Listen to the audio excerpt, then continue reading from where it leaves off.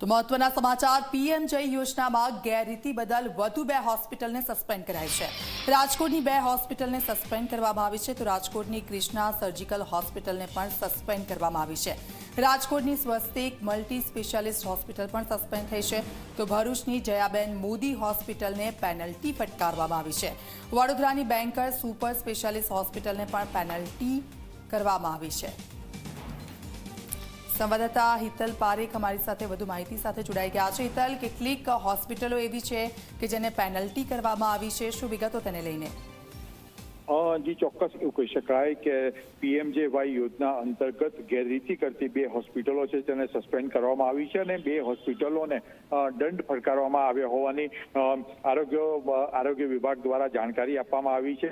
રાજકોટની 2 હોસ્પિટલો સસ્પેન્ડ કરાઈ છે, જ્યારે ભરૂચ અને વડોદરાની હોસ્પિટલ છે એને ગેરરીતિ બદલ પેનલ્ટી ફટકારવામાં આવી છે।